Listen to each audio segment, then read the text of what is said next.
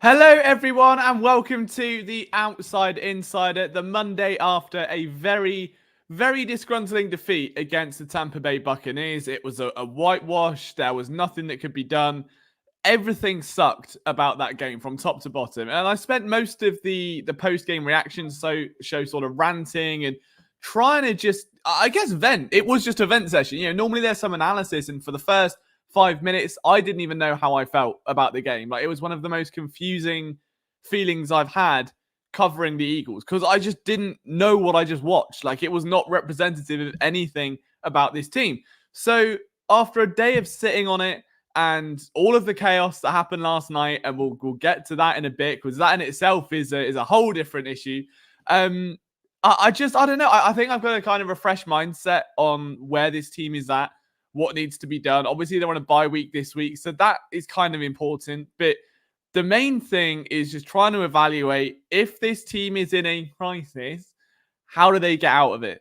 If this team is in a state of disarray, if this team has a significant key issue that is not being resolved, how do we sort it? Like, how does this team get back on track? Because the sky isn't falling yet, right? Like, if we're being optimistic and we're being honest, they're 2-2.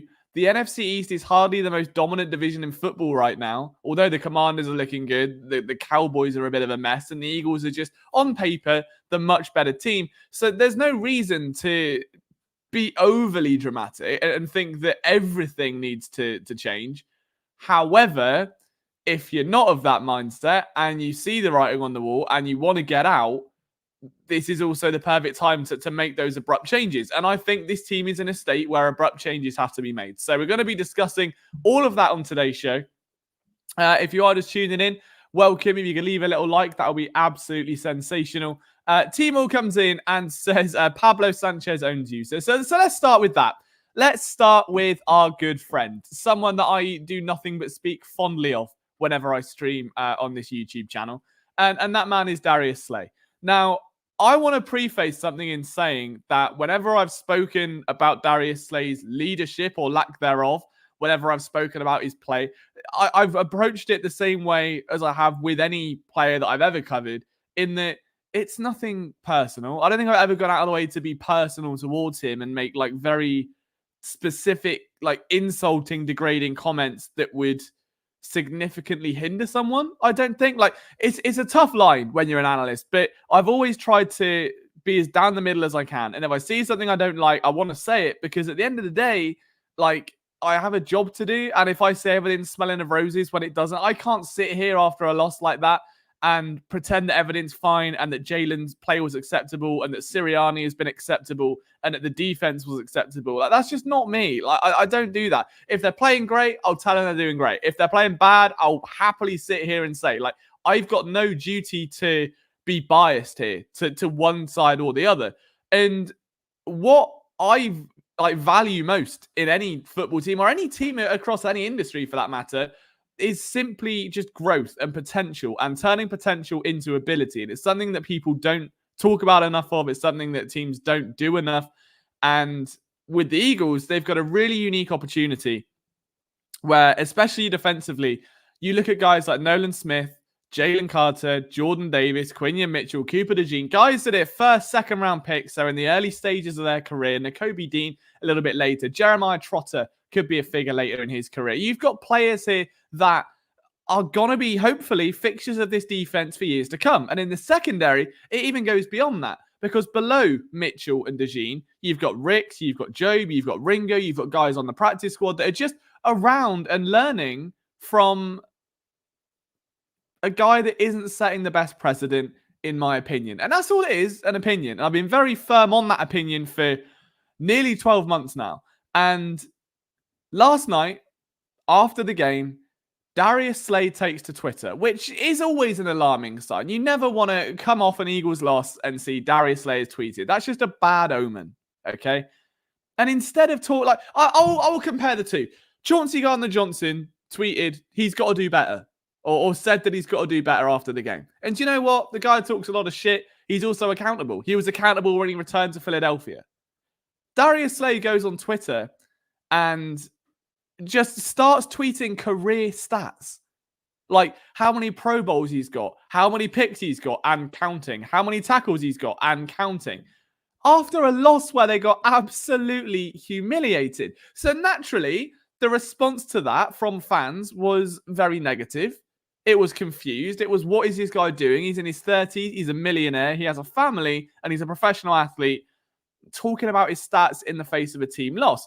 Now, without even going any further, compare that to Lamar Jackson, okay? And Lamar Jackson is obviously a different position. He's a quarterback. But to go in after the Baltimore game and say he doesn't care how many yards he throws, he cares if the team wins, that's a leader. That's a captain. And I've said this now for a year, that Darius Slay as a captain on this team is not a good fit because he doesn't lead, at least portray the image that he leads. Again, we don't see this day to day, right? We do not see what he does in the locker room. We don't know the influence he has. I've spoken highly about his attitudes towards Quinion Mitchell when he was drafted. Doesn't excuse stuff like this. So after that tweet, Darius Slay locks his account because he starts getting a lot of shit from Eagles fans.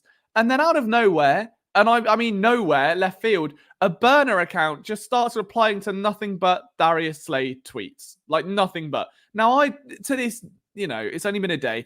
I don't know if this was Darius or not, but he was on the Micah Parsons podcast earlier today, asked about the burner. He was asked about the burner by Micah Parsons. I dug it up. I was the one that started the traction on it, right? So it's a thing. So people are aware of it. So at the very least, my hope is, at the very least, if this is not legit and it's just some weirdo in his basement pretending to be Darius Slay for whatever reason, then Darius Slay gets a wake-up call of, that doesn't even seem that out of character for me, that people assume I would do that. I need to butt my ideas up. And that is the best case scenario, that we can look at that and say, hey, damn, wow, people really think that of me? I would never do that. I need to be better. I know I act a fool on social media. I'm better than that. That would be the best case scenario. The worst case is that account has still been tweeting today, again, solely at Darius Slay related tweets and calling out fans and calling out people. I got called a crumpet eating bitch, which just isn't wrong necessarily, if we're being honest with ourselves here. But it's just outstanding, because if that is actually true, and there's a chance, all right, and I don't want to play the assumption game, assuming makes an ass out of you and me, I can't say, yes, that is categorically Darius Slay's burner, and that's horrendous behavior. I try to handle that with standing on business in mind of like, look, I can't slag someone off and tell them I disapprove of the way they carry themselves without then backing it up. Like, I'm not, as the saying goes, I ain't no bitch. If I've got an opinion, especially as someone in the media with a bit of a platform, I have to stand on it. That's my job. So I'm not going to bend over because people on the radio do, and they'll talk shit about someone, then the player comes on and they're all like best friends and it's, oh no, we love you. Like, no, if I've got a gripe and I want, my best interest is with this team, okay? It always has been. Like, that's why I'm here. So I'm not going to pretend that someone's magically taken out of all of their not wrongdoings, but you know what I mean. Just because they have a burner potentially, or because they act a certain way. So I played the card. I played both hands, so that if it's real, like, look, if this is him and he's seeing this, come on the show. Open invitation. If he sees it now, I'll make a clip of it. If you see this and you're interested, come on the show. If you've got that much to prove and you wanted to go to bat with these Eagles fans about how great you are, tell them. But tell them in a respectful way that doesn't diminish the team's accomplishments or lack of. Okay? You are a perennially great player. You're one of the best cornerbacks of the last generation. I grew up watching you. Many players now grew up watching you. Someone like Quinion Mitchell would have been watching the NFL in high school thinking, wow, I would love to get to Darius Slay's level one day. That guy's 2013 season was one of the best things I've ever seen. Okay? But it doesn't stop you from being or portraying yourself as self-interested. And I don't think that comes from a bad place. I understand the pedestal that athletes are on. And I know that accepting criticism is difficult. Okay, especially when you don't feel particularly at fault for it. But the nature of being a captain is that You kind of are. That's like your role, is that you own it and you set the tone and you set the example. And what sort of example is it setting to young guys in that locker room who look up to you as a mentor and a teammate to potentially make burners, to lock down your Twitter account, to tweet your career stats after a loss, to get on your phone 2 minutes after a game, to not do tweets on the Olympian saga. Let's not even do the. He didn't even do the research on that. We won't even touch on that bit right there. Okay, but it's just shambolic. You've got a responsibility, and all I would love to do, should the opportunity arise, is just sit man to man, face to face, and say, look, you can be better. And if my comments are misplaced, tell me. Tell me that what you do day to day is completely different to what you show on social media. Tell me that the coaches and the players respond to your leadership, that you're a terrific leader for that team, that young players do look up to you and they respond to your coaching, and you're working after practice with them. You're helping them get extra, reps in the weight room. But at the same time, opinions. They're subjective. But you can't, it's one of them, okay? The perfect example is if I, for instance, because I know he'll take it well because he's a lovely lad, if I highlight K1's comment here and I say, you are such a dork and I think you've got a big nose and you're stupid and I hate the fact that you're so sarcastic and it pisses me off, right? And I could say something quite hurtful. I know that wasn't, obviously, because I love it. I don't want to be mean. But if I did and he got upset by it, just because I'm 80% of the time I'm a nice, K1 doesn't see me the other 23 hours of the day except for this 1 hour on this stream, doesn't mean I'm not out there, I don't know, giving to charities or helping people or trying to be a better influence on people around me. But for that, 1 hour, I can be a dick. And that's the same thing with Darius Slay, is that if you present yourself online to be a certain way, and that is the only insight, the only window fans have into your life, they're going to see you as that way. And it's not the first time. We're talking 5-6 offenses now where it's just the same thing of being self-interested, going on a podcast talking about how great you are, tweeting your own stats, getting on your phone after a game. The lack of research on a very blatantly transphobic Olympian tweet. You're better than that. You are in your 30s. You're a millionaire. You're a star cornerback. Act like it. Okay? It's that simple. And all I would do is relish that discussion. And if he wants to come on here and say I'm wrong and this is why you're wrong, perfect. I'd love nothing more. Show the world how great you are. Show the world that you're not just a Twitter account yapping away to yourself in an echo chamber because you want everyone to see how great you are when everyone already knows it. Okay? Be the leader, be the player, be accountable, and let's have a talk. And if not, fair enough. But if you're going to go on the Micah Parsons podcast and say you want to prove people wrong and have a discussion, platform's here. Should you want to come on? The platform is here. And especially if that was his burner account. If not, and he doesn't care and he's not heard a single word I've said, it falls on deaf ears. Fair enough. The point still stands. All right. The burner made enough noise for Micah Parsons to hear about it. He doesn't even play on the Eagles. We all know he loves them deep down, but he doesn't even play on that team. He heard about it. He got Darius on a podcast. They spoke about it. It's got traction. He's not stupid. He's aware. So if he wants to talk, if he wants to just hash something out and prove people wrong, I'm all for it, because I, more than anyone, would love to be proved wrong, because I love Darius Slay and I wanted him in Philadelphia. And part of me still does, if I'm honest, if he can just get out of his own way from a person perspective. And again, I don't want to frame this whole podcast around Darius Slay, but I feel after last night's again, burner-related tomfoolery, that I had at least a responsibility to talk about it, because while it's easy to brush it off and say it's not real and it's just a fake account, there's a chance it is, and it's not the first time that players have had burners. It's not the first time I've been interactive with a player on a burner account, okay? It's Twitter, it's social media, players have egos, and unfortunately, just through the rapid acceleration of their career, they often do get quite delicate, and that's difficult. And I'm not trying to open a mental health discussion, but we have to also accept that, look, you've got guys that have been in the NFL, the pinnacle of their game, and if you're someone like Slay and you've been one of the best corners in the league, and maybe people are saying otherwise because you're losing and fans are angry, and you take that personally, I don't know if they've been taught the right mechanisms to healthily deal with that. Not everyone is Jalen Hurts. Not everyone is Lamar Jackson.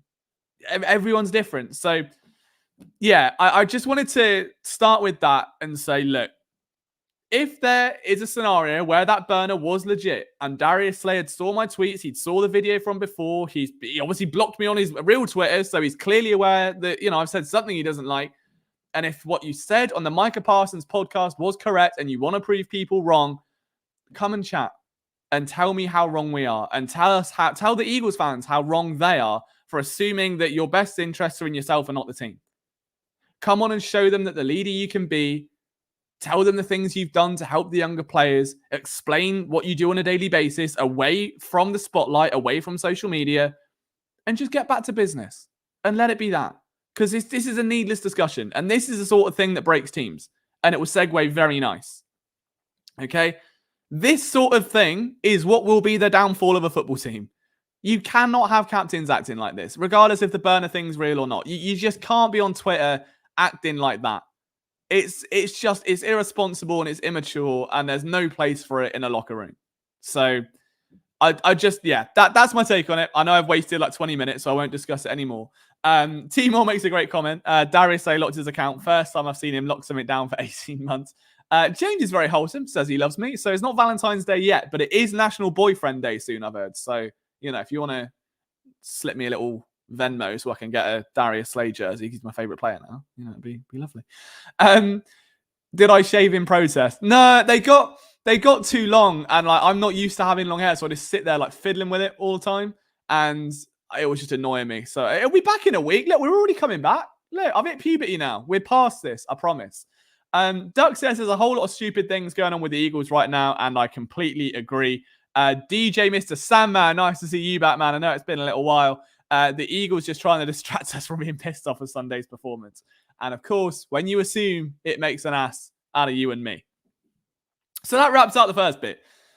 The next thing was when I was writing an article today, which was just venting about the Eagles essentially in the current state of affairs. And I still don't even know where you start with the team. Like that performance as a whole, I don't think I've seen such a soulless performance. Like even in losses last year, there was something positive. Like the only people I would exclude from criticism yesterday were Quinyon Mitchell, who I think allowed 19 yards against Mike Evans. Unbelievable job. Genuinely unbelievable job. I think he played with such poise, such confidence. I haven't heard a peep from him, by the way. I haven't heard a peep. Okay? Like, I think him excluded. Carter obviously went off. He was fine before that. Like, there were a couple of BGs, probably another one, but it's worrying that there's like, a 36-year-old leading your team in sacks. That's another issue entirely. Everyone else was just a mess. It was just a mess of a game. Okay? And when trying to just decipher what is going on with this team and where it starts, some people point at Sirianni. Some people point at Howie Roseman. Some people point at Jeffrey Lurie. Some people point at Jalen Hurts. It's a scene from The Office with everyone just doing this and moving their fingers around. I think the reality of the situation is this. The Eagles have built their team based on a load of conditionals. And I don't mean the draft picks that Howie Roseman loves so much, but it's fitting that he's obsessed with conditionals because that's what this team is built on. Start with the coach. I'll tell you what, let's take it back to grade 1, right? Let's take it back to preschool where we're learning sentence structures and we can write the start of a sentence and we can finish it. And the start of the sentence for all of these points will be the Eagles will win the Super Bowl if, right? And that if is important. The first one, the Eagles will win the Super Bowl if Nick Sirianni proves he's a good coach and that the Eagles made the right decision in retaining him while gutting everyone else.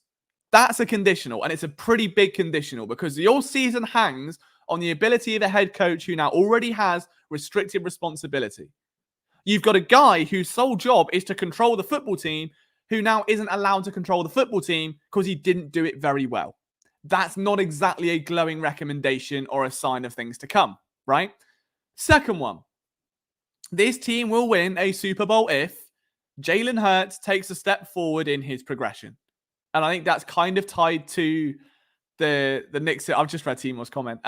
It's kind of tied to the Nick Sirianni point about development. I think we all saw a very different Jalen Hurts last year to the one that played in 2022. We all know what he's capable of. And when you sprinkle in Saquon Barkley, when you just look at the state of that offense, you know the sky is the limit. But again, it's a conditional if. And you can take the Sirianni one and go, the Eagles will make the Super Bowl if the coordinating changes work. Now, in Kellen Moore's defense, I don't think this offense through week 4 looks much different than Sirianni's, only now it has motion in it. And you've got people moving around before they play Bozo Ball. Before you had Bozo Ball, now you've got people moving around before the snap and then playing Bozo Ball. So we're evolving, okay? But I think there's something to be said for the level of comfort with Jalen Hurts and the relationship with Sirianni. That's another if. If those two are on the same page, if they complement each other in terms of production, does Sirianni elevate Jalen Hurts? Does Jalen Hurts elevate Sirianni as a solid quarterback coaching relationship should? Is that happening? I couldn't even tell you because I don't know what Sirianni does. Okay? The Eagles will win the Super Bowl if Bryce Huff can magically go from a rotational edge rusher who shithoused 10 seasons with the Jets to a 3-down player like 70% of snaps in year 1. Something that was never going to happen. We said it months ago. They didn't pay him for that. They're paying him for the projection of the future. And that's where all of this comes from. It's projections. It's conditionals. It's ifs. It's ifs. The Eagles will win the Super Bowl if we're right that the Vic Fangio scheme is what we thought it was. They've had Desai. They had Matt Patricia. They had Jonathan Gannon. That's 3 iterations. You've now got the godfather of the same defense.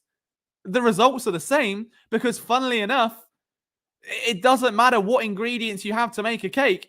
It doesn't matter who's making the cake. If the ingredients are the same, it's going to taste quite similar. And if it's a shit cake, it's going to taste a shit. All right? That's simple. The Eagles will win a Super Bowl if the players that they've paid a lot of upfront money to can produce right away. And that goes beyond Bryce Huff. They didn't really do much in terms of other free agents, but we're talking the contracts. Like that contract situation with a group of young players on defense, with the 2 perimeter wideouts, you're projecting that within these next few years, they win a Super Bowl. And to do that, they have to develop and they have to get better. And again, it all comes back to Sirianni. All of these ifs. If Bryce Huff does this, if Jalen Hurts does that, if these players play well, who's the guy coaching them? It's Nick Sirianni. And you can go back to, this pattern has been repeating now since 2015. 2015. It's been nearly a decade of the same pattern repeating itself. Howie Roseman brings in a new head coach, shiny head coach, big fun head coach, loads of new ideas. They get a new quarterback. Things start off pretty well. They over-succeed. They make a Super Bowl. Doesn't, at least in the second rendition with Doug Peterson. And then quarterback play regresses. Coaching ability regresses. The confidence falls off. The euphoria of a dominant team becomes more of a worry that they're not one. And then they end up back at square one. And then Howie Roseman somehow overnight rebuilds the team from something on the fringe of the most Chicago Bears-like downfall ever, or the most New York Jets sustained misery ever, turns them back into a contender within one offseason. They go again. They get a new coach. They get a new quarterback. They do very well. Then 1 year, quarterback play regresses, coach regresses, confidence disappears, team implodes, Wentz is gone, Peterson's gone. Now we get a new one. Sirianni comes in, reboot the roster, tied it over to Jalen Hurts. They do very well. They make a Super Bowl. Then the wheels fall off. Then Sirianni's glisten starts to fade a little bit. Then Jalen Hurts starts to regress. Then the confidence fades away. And then you're left with a team that right now is on a knife edge between having to rebuild once again after it's happened again. Look, we've all given Howie Roseman a lot of credit for sustaining success. It's volatile spikes. It's death spiral, Super Bowl, mediocrity. Death spiral, Super Bowl, mediocrity. And it's happened. That's 2 coaching changes now. Chip Kelly didn't get the Super Bowl bit, but he had incredible success. And then death spiral, mediocrity. The exact same thing happened there as well. And I don't know how you break it. And at that point, I'm like, well, maybe it's bigger than Sirianni. Maybe it's bigger than everything that we're discussing here. And it goes to leadership, and it goes to Howie Roseman. And are there still disconnects? Like, what is going on in that building that just causes such bollocks? Really, is what it is. You've got penalty, like week 1, you excuse a lot of it. They're teething problems. They're penalties. New offense. It's gonna work out. Don't worry. New offense. It'll be fine. They will be fine. Week 2, they should be fine. They should be fine. They almost lost that game, but they'll be fine. Week 3, we're back. We're back.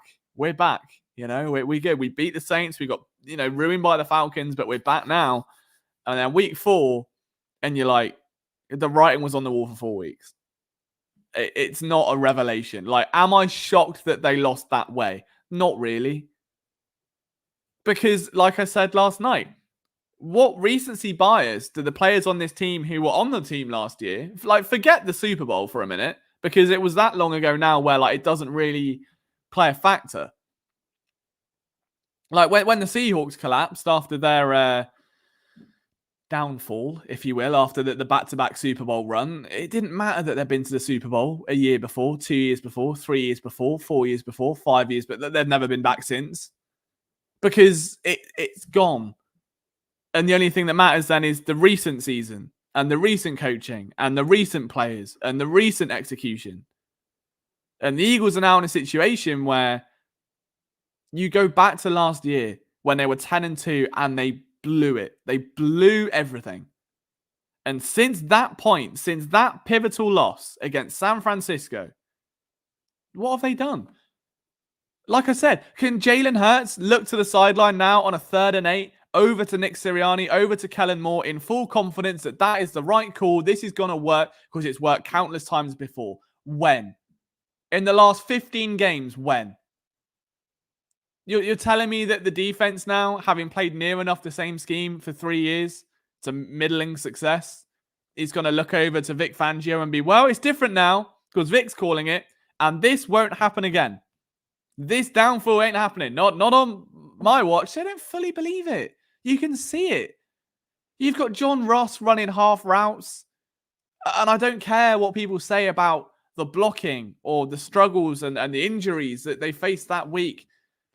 Because do you know who doesn't have excuses when they lose their top weapons? And I hate to bring it back to Josh Allen, but you look at what Josh Allen's doing in Buffalo and the way that, at least, I know last time might not be the best example ever, but when you look at the way he's able to actually sustain wins and to get wins without Stephon Diggs. Dalton Kincaid is not being used. The running back picture with James Cook is completely different to what it was a year or two ago. You look at Patrick Mahomes, goes to a Super Bowl. And then he's in a situation where, even when the Eagles played them last year, we were like, who are their receivers? None of the Chiefs' receivers scare me. And that's why I said the Eagles would win that game, and they did. Because who have they got on the perimeter? There is no one. They don't have a notable receiver. There is no Tyreek Hill anymore. It's Travis Kelce, who's had a bit of a down year. It's a bodge job run game and a bodge job wide receiver group, an elite tight end, an elite quarterback, a good offensive line, and what has now become a very good defense. And the defense only got better when Tyreek Hill and company left and they had the money to invest in it. And it's turned out very well for them. They've sustained a lot of success there. But you can look at Burrow. You can look at, I would say, I don't know. It depends how deep down the rabbit hole you want to go. But there are quarterbacks in this league that just don't have weapons. Or when their weapons go, they still rally the team on. Because it doesn't all come down to that. Good quarterbacks elevate bad players. Bad quarterbacks are elevated by bad players. That's the difference. And I'm not saying Jalen Hurts is a bad quarterback, but we can't sit here and make excuses that, well, A.J. Brown was wobbly and Devontae Smith wasn't there. And you've got the best running back in football, arguably. You've got Dallas Goedert, who's coming off a 170-yard game. You've got 2 functioning legs that have served you very well in the past in terms of scrambling. And you've got receivers like Paris Campbell who've produced at the NFL level that can just get you through a game. It's the Bucs. It's not the be-all, end-all. They're not the pride of the NFC. They were beatable. even up to the fourth quarter last night, that game was winnable. And the fact that that didn't come over the line is just such a reflection on how poorly run this team is being right now. From the top. From the very top. And I don't know the input that certain people have in terms of game day decisions, in terms of who suits up, who doesn't, in terms of what the practices look like. But I was asked an interesting question earlier, and I want to get to that in a minute. I want to quickly answer Sandman's question before I rant. And K1 says the only constant is Jeff Lurie, and I would agree. It's difficult to read because you hear so many conflicting reports on how involved he is with the team. And it's not like he's in public press conferences every week. It's not like he's on the field every week. It's not like he's in a position where his minor decisions seem to be making massive impacts. But we don't know what they are. If he's some puppet maker behind the scenes and he's got everyone on strings, fair enough. But we don't know. And I can't criticize what I don't know. I can only go off what I see. And if it turns out the coaches keep being the fall guys like Brian Johnson was last year, who is now in Washington as an assistant coach like Dwight Schrute to Michael Scott and is elevating Jaden Daniels, how many more go? I mean, do we start to question if we were wrong on Jonathan Gannon? I don't know. I don't want to be wrong on that. He's the one guy I really don't want to be wrong in terms of looking at his career and the trajectory of it. But you got to ask yourself, I think, like when you look at the coaches that are going, the only one I think we can exempt from that is Press Taylor. He is someone that has been vilified just as much in Jacksonville as he was in Philadelphia, and I find some solace in that. I think that's quite nice. Mr. Sandman says, can I say Philly slang words with a British accent like Jawn, drawling, or nadamine? Now, I've not heard the other two. I heard of Jawn, but this is the Zach Bourne thing, so I'm assuming it should be like John. Like, oh, that John. Like, I get that bit, but I don't know. Drawling, and nadamine. I also got asked once to pronounce that river like Scully or whatever it's called, and I think that got laughed out the door. So I don't know if the British accent really lends itself to words in Philadelphia, but hey, I'm all here for trying. Duck says it's Sirianni and Hurts because they're game planning. Yeah, again, like that we know, and that's where I think the Sirianni thing comes in, is that even if he's not calling the plays like it was last year, it was Brian Johnson calling the plays of Nick Sirianni's offense. Like if you've got a songwriter and you have to record what he gives you, and he just keeps telling you that cherries are the best fruit and that door over there is white and the television is turned off, you can't make a hit song out of it. It doesn't matter who sings it. It doesn't matter if you've got Celine Dion. Actually, she probably could. But do you know what I mean? It doesn't matter who you've got if you're just being given the wrong things to work with. So that's also an issue. It's Skoo Cull. Skoo Cull. Keep that in mind. Yeah, so I got posed a question earlier on Twitter where someone essentially said to me, this is all well and good, Liam, that you're shouting at the team and that you're not very happy with things. What would you do differently? Which I think is a very fair comment. I think that's a very good question because, I should probably do that. But then that just makes me an armchair analyst and I can't sit and go, I would do this different, because I don't think that makes my reporting any better. However, I said in that tweet that I don't think you can change much schematically at this stage. I just don't think you can. Like, the team is what it is. You've got Kellen Moore doing things on offense. You've got Vic Fangio's defense. You know what you get with the defense. I don't think anyone's overly shocked by the fact that it's just a sticks defense on a boogie night out. I don't think anyone's overly shocked at the fact that the offense still doesn't have a rhyme or a reason. It doesn't run the ball on first down. It runs it on 2nd and 10. Then they pass it on 3rd and 8, short of the sticks. Like, no one's shocked. But the team is what it is. It's the talent that's going to take it over the top if they're going to get out of this hole, okay? So I can't mess with that. I can't say I'm going to go in there and I'm going to implement this scheme and I'm going to start using more of this and less of that and more deep shots and more of the, it's just, I can't. That's not me. However, what I would say, how can you mend this toxic relationship we have with this team, a lover boy? Here's what I would do, K1. Number one is make a statement. And I don't mean like a PR statement. I mean, extend the practice by 30 minutes and say it's not acceptable. I mean, get a team meeting and grill the life out of them and make them aware of the position that they're in. And from there, play the hungriest players. I don't care if it's, and I'm not just saying his name because I love him. I don't care if it's Aeneas Smith or, I can't pronounce his name still, but Aeneas Smith from Texas A&M, the rookie. Play him. If he, for example, was giving everything and he was working on the jugs machine after practice and he's in the weight room before everyone else and he leaves after everyone else, give him a shot over Jahan Dotson, who can't even draw a look from Jalen Hurts. Jahan Dotson is like your average 25-year-old male on Tinder, just trying to get a bit of attention, trying to have a look. And the girls just can't see him because they've just got too many star running back and star tight end. He's not getting any attention. He can't get a look. And if he's not getting a look, he's not going to be playing confident. He won't be playing well. Get him out of there. Put someone else in. And maybe, just maybe, that one different 25-year-old guy might have the same interest as the match on Tinder. And they go, hey, all right, he might have a bit of a wonky eye like I do or a dodgy haircut, but he likes wrestling and I like wrestling. So I'm going to match him. I'm going to throw him that deep shot. And then he goes and catches it. And hey, you've got a new deep threat. And it goes the same on edge. Is Bryce Huff playing as hard as he can? Make a decision, yes or no. If he's not, make a point. I don't care how much money you're earning. If you're not playing well, back of the line. And we'll put someone else in there who wants it. If it's defensive tackle, if you're still unhappy with Jordan Davis, put Thomas Booker in there. Put Moro Ojomo in there. Put Milton Williams in there.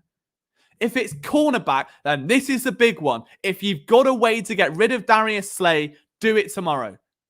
Make a statement. I don't care if you've got Pro Bowls. I don't care if you're this decorated athlete. If you're being a knobhead and you're distracting our team from getting back on track by being self-interested in how you're looked at and viewed by fans online, gone. Get out. Go and play for a team in a transient market where no one gives a shit anyway. Gone. Cooper, you're in. Avonte, you've been playing terribly. I know Isaiah Rodgers hardly lit the field up when he got on, his opportunity the other day. Give him a chance. He played well in training camp. You've got Keely Ringo there, who busted his ass off in preseason. Sat there watching Avonte Maddox fly past tackles like he's playing NHL 15 and watching Darius Slay go on an ego trip on Twitter.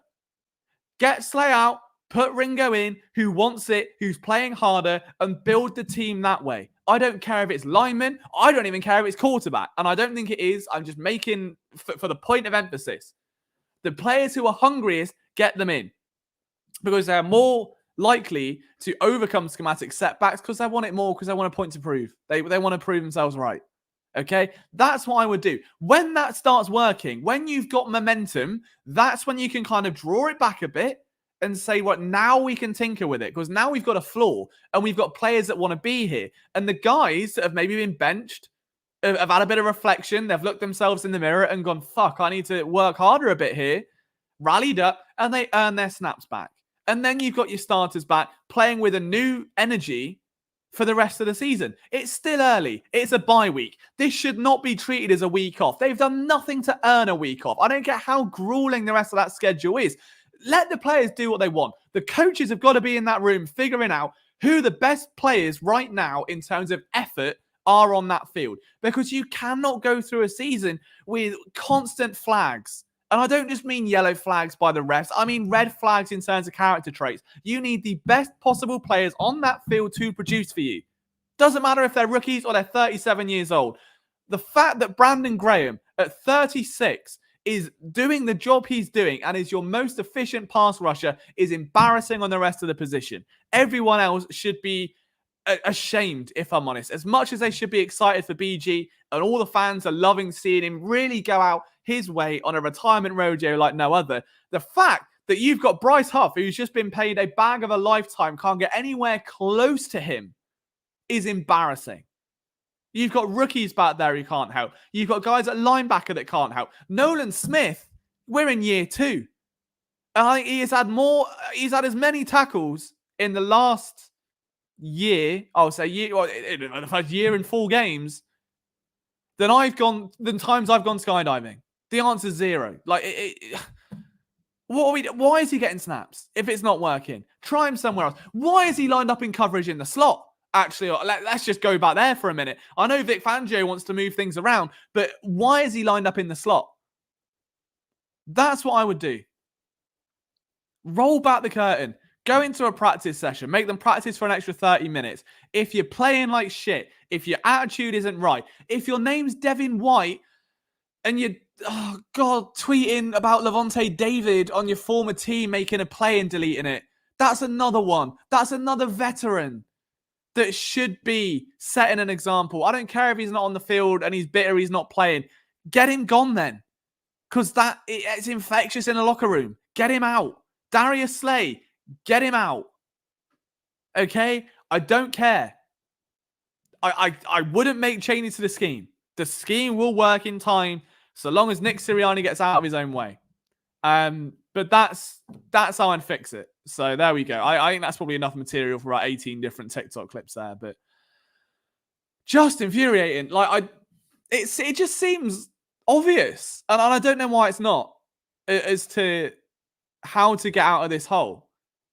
When the thing for the last, since week 10 of last year, week 11, when the wheels started to wobble a bit and they finally exploded off the vehicle against the Niners, is just that the confidence isn't there.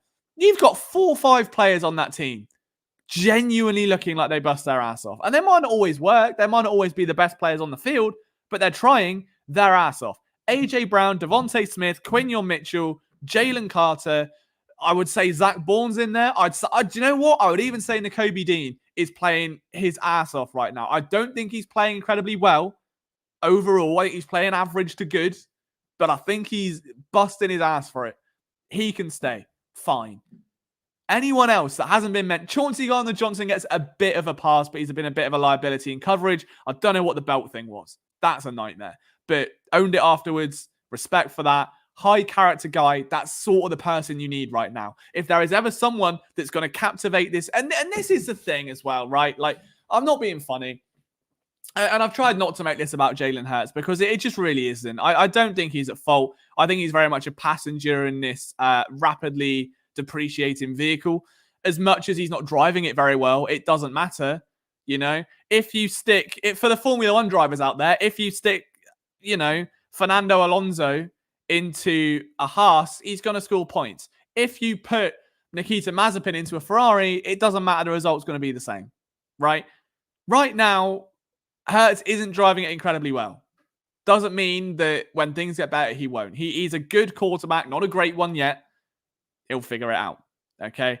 But when you look at the way that Jalen Hurts leads, which is very quiet, very stoic, very within himself, very analogy-based when talking to the press, very, it's work ethic and it's actions over than words. It's, I will be in the gym all day. You can come and talk to me. It's an open locker room. Let's work.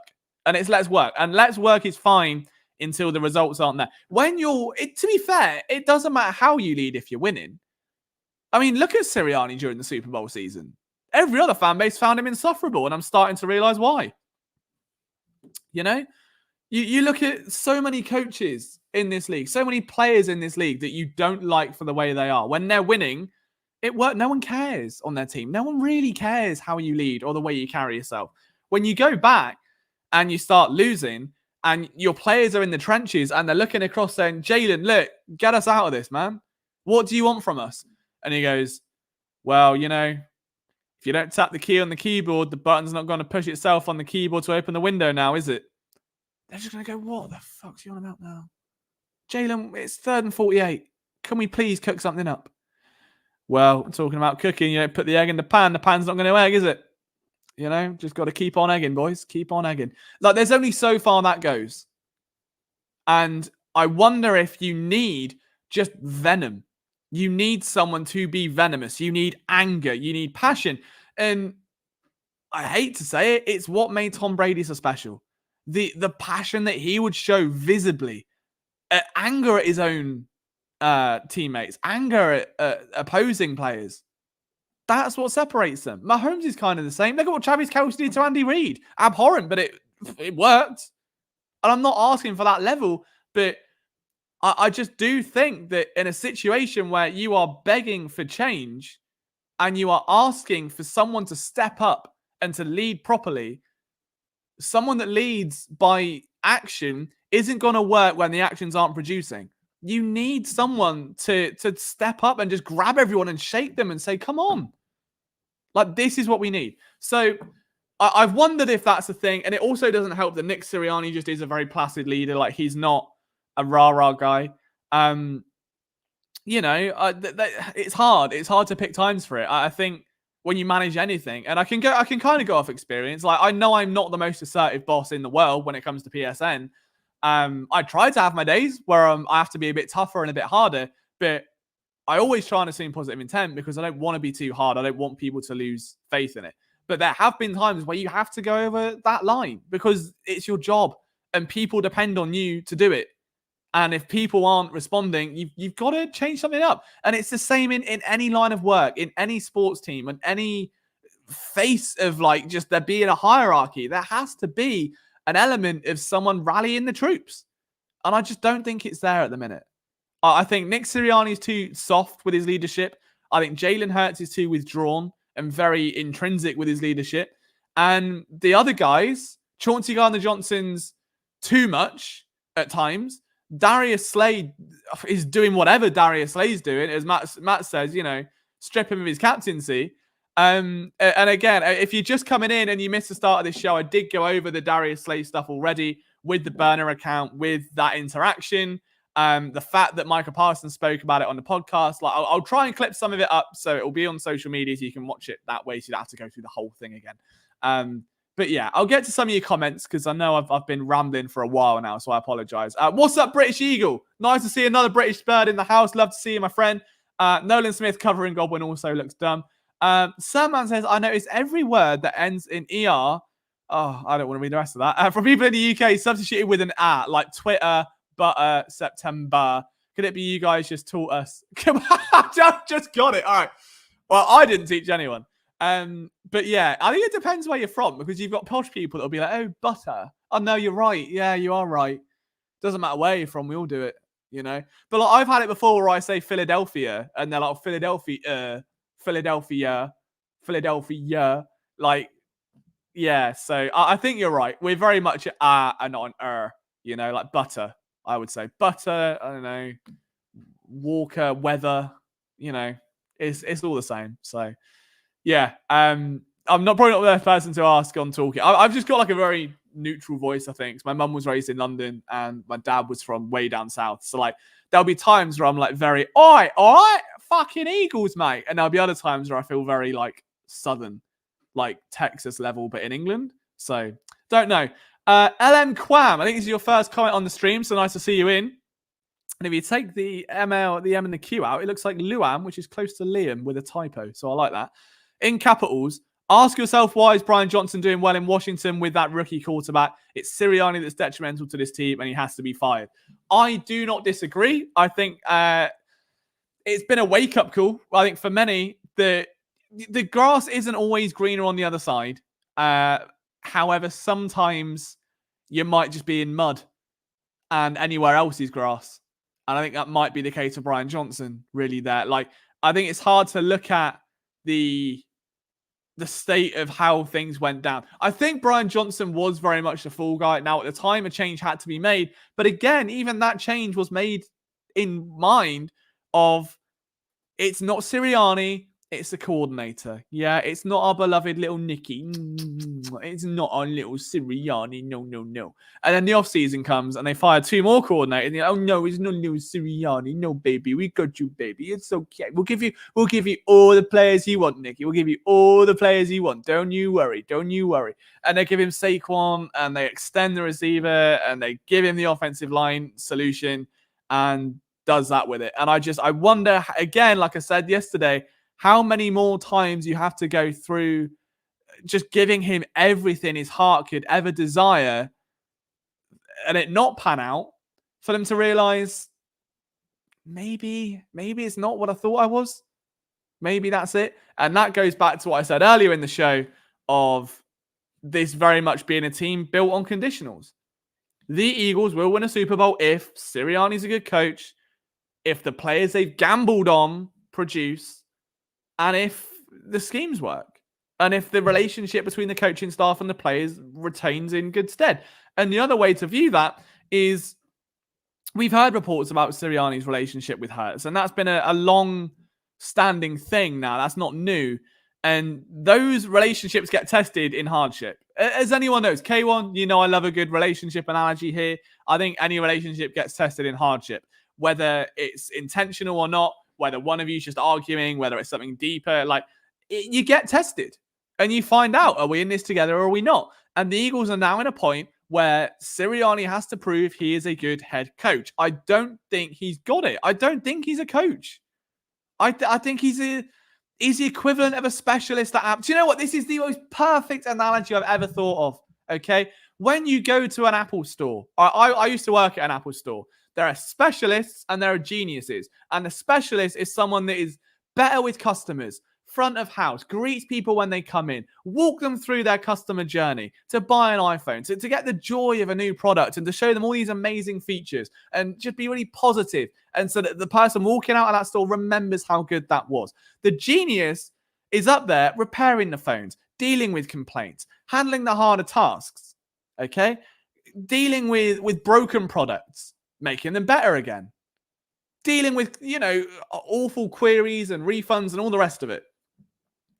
Nick Sirianni's a specialist. He's not a genius. You cannot expect Sirianni to sit up there with a broken iPhone, diagnose what's wrong with it, come to a solution, explain that to a customer, and then make that make sense so they're not angry that their phone is broken. Nick Sirianni's better showing 4-year-olds how to play Angry Birds on an iPad. And that is just it, really. If he was a good coach, he wouldn't have been stripped of his play calling responsibilities. If I'm Jeffrey Lurie and I've had no input into this mess and I'm sick of watching my team go through cycle after cycle of implosion, you pull the trigger. You get him out and you say, do you know what? Mike Vrabel exists. You can wait for the offseason for Ben Johnson. You can do what you want. Do you know what? Give it to Kellen Moore, for Christ's sake. I don't care. Give it to Fangio. He's got experience. He's tougher. He's old school. He's hard-nosed. He's what that team needs right now. But if you're adamant that you've done everything you can to help someone and they still won't help themselves, it's time to walk away. And Nick Sirianni is who he is. He's a specialist and he's not a genius. This is like the most sports talk radio show I think I've ever done, by the way. Where do Lurie and Howie fit into this Apple Store analogy? All right. So Howie would be your I can't remember what they're called, but they're basically like shop floor managers, like people who will deal with refunds and customer complaints, organize the lunch breaks for everyone, go through the rotas. They would do employee development I'm going to get shot by the Apple FBI in a minute, but they do like development meetings. They will go through I can't remember the book. There's a massive book of 1,000 character traits, and they find ones that fit your role, and then ones you'd like to work. All this, it's insane. So they're the analytical ones. They will go through all of that with you. They build the team. They keep morale up. They run little special days. They do community days, all that stuff. And then Jeffrey Lurie is the manager who you actually never see. Yeah. Belichick's the store manager who's just never there. He's always in the office, or he's always just gone out, just running around doing something presumably important. Meanwhile, the little Howies of the world are losing the hair by the minute because they're literally managing the store and doing everything else. Sirianni, meanwhile, is specialist. And I would be an angry customer who's just bought a phone from Sirianni and realized it's not what I thought it was. I'd like a refund. I have to go to the Genius Bar. There you go. That's free, by the way, that analogy. Absolutely free. You're welcome. Bring in Belichick, says Tyler. Nice to see you, man. Thanks for hopping on the stream. Assuming Nick does get fired, who do you think is the best fit for this team and why? I wouldn't mind Belichick. I can't see it happening. I think he's kind of done with football now, and you've got to look at it from his perspective of the legacy that he has with the Patriots. It's tough for a player to do it, for a coach to come back and to get back into it. And I think Belichick would almost be too... The thing is with Belichick and the Patriots and their rise is when you look at how long it took. Like it wasn't instant. Like we know when Tom Brady first got that, relief with Drew Bledsoe and they got rolling, they started to succeed, but it took a few years because you've got to build the culture and you've got to find the right players. And you look at the bumps and bruises they had along the way with, well, you don't need to mention some of the players that came through the Patriots ranks. That to get a sustainable way of play that is embodied by other, and that's the thing, right? That is the absolute thing, that you cannot have someone preach a way of playing, a way of football, a way of training, a way of being, and it not be embodied by other people to further push that. Bill Belichick, Tom Brady, Patrick Mahomes, Andy Reid. You can go through so many quarterback and coach pairings in the league. It's the most important relationship you'll have. And if Nick Sirianni is going, give me an E, give me an A, and Jalen Hurts is looking at him like, if I don't feed that dog's going to start feeding me, then you've got issues.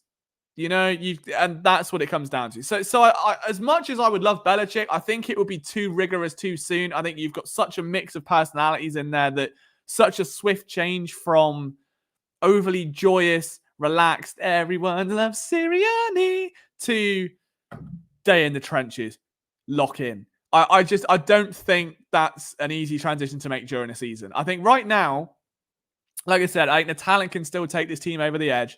I think the team is strong enough to make the right changes to do it. Like they can you look at Saquon Barkley, he changes the course of the game. Without Saquon, this team's 0-4. As long as they've got him, they've got a chance in every game they play. That's how good he is. And that's 100% honesty. I'm not trying to be biased or I can't remember the word, but just over the top with it. Like I'm not. He just is. He has carried that offense through 4 weeks, and without him, they're dead. Okay? So when you look at his potential and you look at the other abilities on that team of how good the line can be, how good the receivers can be, how good the quarterback can be, look at the Saints, how good the defense can be.